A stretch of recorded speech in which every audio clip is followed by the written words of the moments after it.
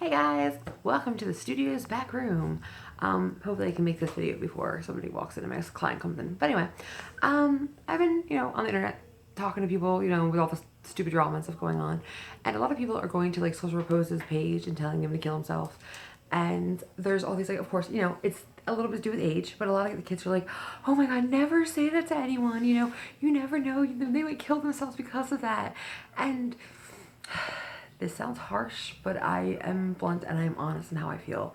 When it comes down to it, you are responsible for your own life. You can't control walking out of your house today and getting hit by a car, but you can control how you react to things. If someone tells you to kill yourself and you kill yourself, when it comes down to it, you are the one to blame for that. And yes, of course, I understand that mental illness comes a lot into play with these kinds of things. If you are already in a bad place and someone says that, of course, that's not going to make it better. Believe me, I was suicidal for more than like half my life, like 10 to 30 pretty much. But I chose to not act on it. And believe me, when times got really tough, I went and got help. I went to hospitals. I went and did what I had to do. We are responsible for our own actions. Now, when it comes to being on like social media, being on YouTube, being even like anything, anywhere that you're exposed to people and you being like vulnerable by like speaking your opinions like I am right now, you are going to get hate. You are going to get people that are going to say vicious, horrible things about you. Like, and you need to just let it roll off your fucking shoulders. Like, you need to not worry about it. Now, when it comes to mental illness, of course, it's a little bit harder to let things roll off your shoulders, especially if people are like telling you to kill yourself. But still, you can't blame anybody else for someone's actions. If someone tells you to kill yourself and you kill yourself, that means you've had other issues there. It's still your responsibility for your own happiness. If you feel like you're at a place that someone telling you, or a bunch of people in general, ganging up on you and telling you to kill yourself would actually make you do it, then you need to go get help right this second. Because you are not mentally well. That's just reality. Like, for example, Amanda Todd. Horrible story, 15-year-old little girl, horrible story, was bullied on the internet, by massive amount of people, had her fucking nude shared, all this kind of fucking stuff. And no, I am not acting like she deserved to die or anything like that, because no, she didn't. She was a kid and she made a stupid decision. But when it comes down to it, the decision was still on her because she made that decision. Anyone that kills themselves, it's still their choice ultimately in the end to end their life. And blaming other people for their actions is not going to get us anywhere.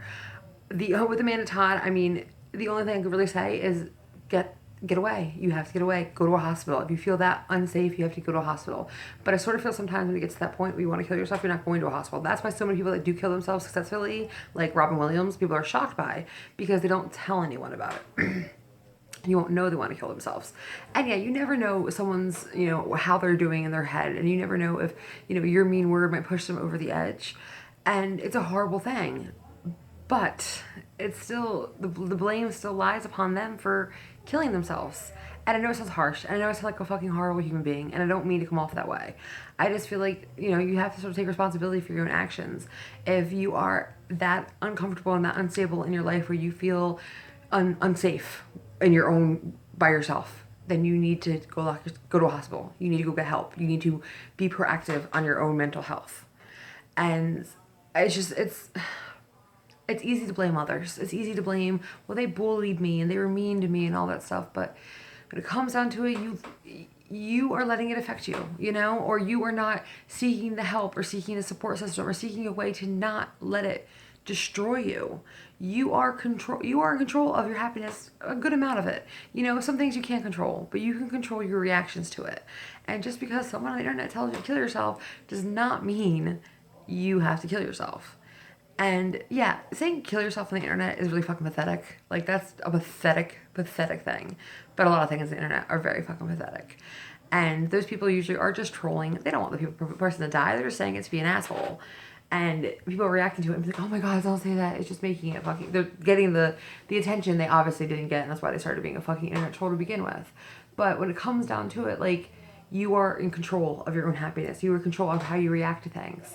So just because someone is mean to you on the internet, on real life, in anything, you are in control of how you react to it. And when it comes to someone a lot younger, like Amanda Todd, that kind of thing, when she was like 15, and like the poor little 12-year-old, that kind of stuff, it's still a horrible thing. But when you're like 15, 12, when you're in those teenage years, your brain's already pretty fucked. It just is, guys. Sorry. Be offended. It's okay. You're probably already offended by this. But at the same time, I wish... it's hard to say, because when they're that young, everyone's really dramatic, so it's hard to see what's truth and what's not, you know? So it's hard to believe things, you know? And it's at 12, you know, you really can't go get yourself your own help. But you can reach out to someone. If you're feeling that unwell in your own self, if you're feeling like you're that close to possibly hurting yourself, go talk to someone, you know? Like, I spent so many years, you know, planning it out. I had exactly how I was going to kill myself planned out. I had my letters written. I had everything ready to go. The only thing that stopped me, honestly, was I didn't want to hurt my mom. I didn't want her to blame herself for it because I knew that this was my decision I was making. And yeah, you know, now looking back, I'm like, thank you that I had that because I might not be here for it. But if I did end up going through with it, which thank God I didn't, it would have been my fault. When it comes down to it, you're in control of it. So if somebody being mean to you on the internet or even in real life or in general, someone telling you to kill yourself makes you kill yourself, yeah, that person's an asshole. That person's a piece of shit. But you are still in control of your own actions. And like I said, I know mental health has a lot to do with it, a whole lot more to do with it than what I'm sort of like making out to seem.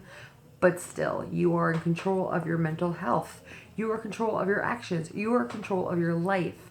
So if you feel that unwell, that you have to, that one comment might push you over the edge, back the fuck off the internet. Go somewhere. Go to, and I hate this word usually, but go to a safe space. If you are feeling that unwell, go somewhere that you feel supported. I'm not going to safe space, that you feel supported and comfortable. Go talk to someone. Go find a place that you can sort of just be away from all of this. Because when it comes down to it, you are responsible for it. You know, the person that killed himself is responsible for it. That's why people like Robin Williams, when he killed himself, and I was so fucking shocked because he didn't give any warning signs, because people that are serious about it don't give any warning signs. And that's the scary thing, you know? But when it comes down to it, Robin Williams is responsible for his death. Nobody else is.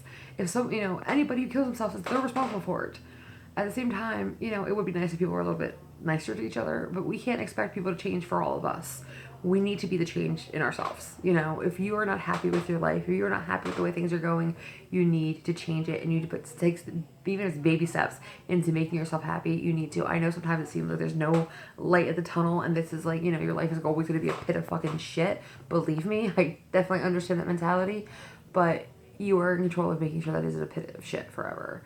Even if it means just talking to someone or just fucking going for a walk, you know, screaming to music. I mean, that's usually what I did for years. I got in my car, blasted my radio, and screamed. My fucking voice was sore, but it got all that anger that I had against myself out. And of course, I did some very unhealthy things as well, and, you know, a lot of self-mutilation and fucking, you know, very self-destructive behaviors and stuff. And I'm not acting like I'm perfect, and I was never suicidal or anything like that, but no.